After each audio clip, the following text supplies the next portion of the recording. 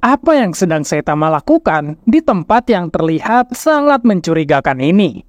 Yap, hari ini gue bakal bahas tentang chapter terbaru dari manga One Punch Man, yaitu chapter ke-205, yang dimana baru aja keluar hari ini dan masih dalam bentuk raw. Atau bisa dikatakan, manganya itu belum ada translatannya lah, jadi masih berbahasa Jepang.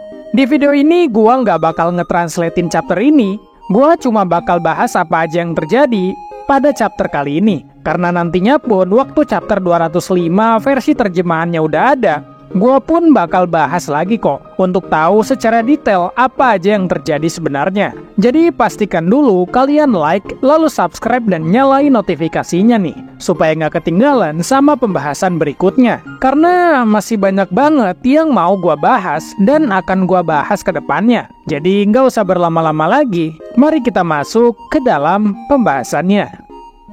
Chapter dibuka dengan kita ini diperlihatkan Saitama yang ada di depan suatu pintu masuk gitu, yang dimana ini tuh mencurigakan banget loh, asli. Karena bentuk bangunannya itu tuh kayak gua gitu, dan kelihatannya kayak bangunan prasejarah. Yang biasanya kan bangunan-bangunan prasejarah itu banyak yang dibangun di goa-goa. Jadi gue penasaran banget nih dengan apa yang dilakukan Saitama di tempat kayak gitu. Apakah mungkin bakal ada tempat kayak asosiasi monster versi keduanya? Karena kan kalau kalian lihat pun, markas asosiasi monster tuh terletak di bawah tanah gitu kan. Dan akses masuknya pun kayak sangat dirahasiakan. Jadi mungkin aja nih, kalau tempat yang Saitama datangi itu adalah markas suatu monster, atau jangan-jangan itu tuh adalah markas dari organisasi yang lain gitu, yang belum pernah diperlihatkan sebelumnya. Di satu sisi ini mencurigakan banget, tapi di sisi yang lain ini tuh menarik banget loh, asli. Gue yakin kalian pun pasti punya teori sih. Jadi tulisin aja semua teori kalian di kolom komentar, supaya kita bisa diskusikan bareng-bareng gitu cuy. Lalu oke, chapter dimulai dengan kita diperlihatkan dengan pertarungan yang terjadi di chapter sebelumnya, yaitu antara Suryu dan dua petarung dari bawah tanah. Yang memang di chapter sebelumnya pun mereka itu udah ngerusuh di tempat pertemuan yang sangat penting cuy. Tapi di sini kelihatan banget kalau Suryu itu ya cuma santai-santai aja menghadapi mereka yang memang bukan kelasnya Suryu lah bisa dibilang. Lalu di tengah mereka bertarung, ternyata mereka ini lagi diliatin sama para orang-orang yang ada di situ. Gua nggak tahu dengan persisnya mereka ini bilang apa, tapi mungkin mereka tuh kayak ngomong, apalah nih orang-orang rese banget, malah berantem di acara pertemuan sepenting ini. Nah, habis itu, di sini kita diperlihatkan Suryu yang mungkin pengen iseng ke mereka berdua yang nyerang dia, dan mulai menunjukkan ekspresi kayak tersenyum gitu. Dan ternyata bener aja, nggak lama setelah itu, Suryu menendang salah satu dari mereka sampai terpental. Lalu di saat orang tersebut terpental, dia ini tidak sengaja menabrak salah satu karakter baru yang belum kita pernah lihat sebelumnya. Gua nggak tahu dia ini siapa, apakah dia ini merupakan seorang petarung lagi, atau apakah dia ini cuma staf biasa, atau mungkin juga dia pun adalah salah satu kandidat pemimpin dari organisasi Neo Heroes ini. Entahlah. Tapi di sini terlihat kalau McCoy ini lumayan memperkenalkan dia secara panjang lebar, dan dia pun sedikit berkata-kata ke McCoy. Jadi kemungkinan besar si karakter baru ini adalah salah satu kandidat dari pemimpin Neo Heroes. Lalu habis karakter tersebut datang, kayak ada percakapan panjang gini. Tapi gua nggak tahu mereka ini ngomongin apaan. Tapi kelihatannya sih pembicaraan mereka ini cukup penting sampai-sampai para karakter di situ fokus untuk mendengarkan dengan apa yang mereka bicarakan. Lalu setelah itu, di sini kayaknya McCoy itu memperkenalkan Shield Emperor, atau kalau sekarang namanya jadi Wild Emperor, ke para calon pemimpin dari organisasi Neo Heroes. Di sini McCoy itu mungkin kayak bilang, "Hey, perkenalkan, ini adalah Wild Emperor, salah satu mantan pahlawan kelas S yang sangat jenius. Walaupun umurnya masih 10 tahun, gua jamin dia ini bisa membantu kalian semua." Mungkin gitu ya kata-kata yang disampaikan McCoy. Lalu habis itu, mereka bertiga ini berkenalan dan saling menyapa satu sama lain gitu. Nah, habis itu, mereka berdua ini kayak saling berbicara di dalam hati mereka gitu. Kemungkinan besar sih, mereka ini membicarakan tentang para kandidat pemimpin Neo Heroes tersebut.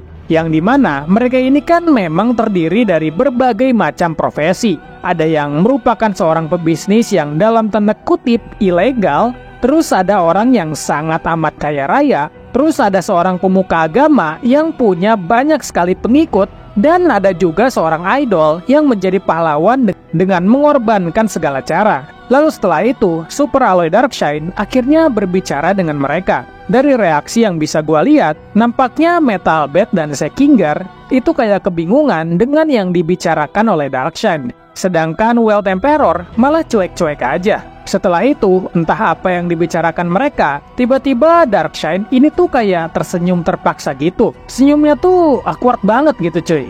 Dan sekali lagi, kata-kata Darkshine ini ngebuat bingung Metal Bat, dan kali ini Sekinger malah kaget dan kayak terheran-heran gitu sama perkataannya Darkshine. Tapi di sini kayaknya Wild Emperor itu menanggapi Darkshine dengan sangat ketus dan mungkin dengan kata-kata yang sangat menyakitkan. Karena bisa dilihat ekspresi dari Darkshine setelah mendengar kata-kata tersebut itu kayak langsung kesel dan kecewa secara bersamaan. Lalu sehabis itu, McCoy tiba-tiba ikut-ikutan dalam pembicaraan mereka. Dan kayaknya dia ini menyinggung tentang karirnya si Alloy dan membicarakan tentang pahlawan kelas S.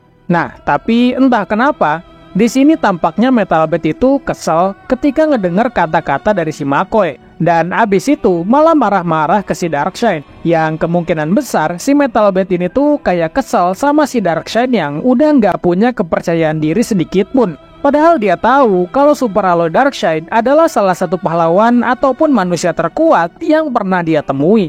Jadi mungkin dia cuma kesel aja sih ngelihat keadaan Darkshine yang terlalu parah.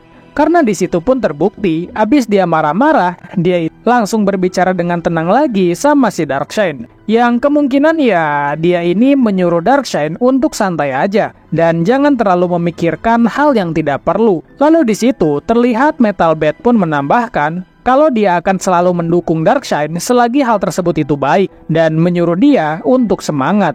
Nah, tapi di sini lumayan plot twist sih. Ternyata si Darkshine itu mukanya kayak kelihatan kecewa banget. Ini sih gue bisa bilang kalau si Darkshine ini tuh merasa sangat kecewa sama dirinya sendiri setelah mendengar berbagai macam kata-kata dari para rekannya. Gue rasa lumayan gak mungkin sih kalau si Darkshine ini tuh baper sama kata-katanya Metal Bat tadi. Karena selemah-lemahnya mental dia, gue nggak pernah sih ngelihat Super Alloy Darkshine yang menyalahkan orang lain ketika dalam keadaan yang tidak baik. Jadi menurut gua, walaupun dia ini lagi kena mental, lumayan gak mungkin lah kalau dia ini kesel sama kata-kata yang diomongin sama Metal Bat. Lalu setelah Darkshine pergi, mereka bertiga ini saling berkata-kata dan kemungkinan besar Metal Bat di sini itu berharap agar Darkshine itu bisa segera sembuh dari penyakit mentalnya. Lalu di sisi lainnya, ternyata si petinju ini masih juga nyerang si Suryu yang kayaknya dia ini punya dendam pesumat gitu sama si Suryu ini. Padahal kan dia ini cuma dikata-katain lemah dan disuruh pulang aja sama Suryu.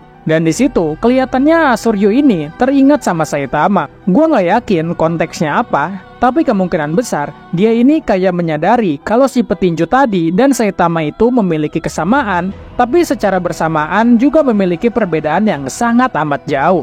Lalu di tengah mereka yang sedang bertarung, tiba-tiba juga ada dua orang yang baru aja datang. Lalu secara langsung, McCoy pun tiba-tiba menjelaskan juga tentang siapa mereka yang baru aja datang. Dan ternyata sosok mereka adalah satu orang pria dan satu orang wanita. Yang kelihatannya mereka berdua ini adalah kandidat dari pemimpin Neo Heroes juga. Dan akan menjadi karakter yang cukup penting di masa depan. Dan itulah spoiler manga One Punch Man chapter ke-205. Apakah chapter kali ini tuh menarik? Dan dari spoiler ini, gue yakin kalian punya beberapa teori unik nih tentang karakter-karakter ini dan apa yang akan terjadi ke depannya. Dan kemungkinan besar, manga One Punch Man chapter 205 versi terjemahannya mungkin bakal ada besok. Dan pastinya, gue pun bakal bahas dan review tentang versi terjemahannya juga. Jadi jangan lupa subscribe dulu, supaya kalian gak ketinggalan pembahasan versi terjemahannya. Dan oke, kayaknya segitu dulu aja untuk video kali ini. Jangan lupa kalian like kalau suka dengan pembahasan seperti ini. Dan jangan lupa juga untuk subscribe. Terima kasih buat kalian yang udah nonton. Sampai ketemu lagi di lain waktu. Bye-bye.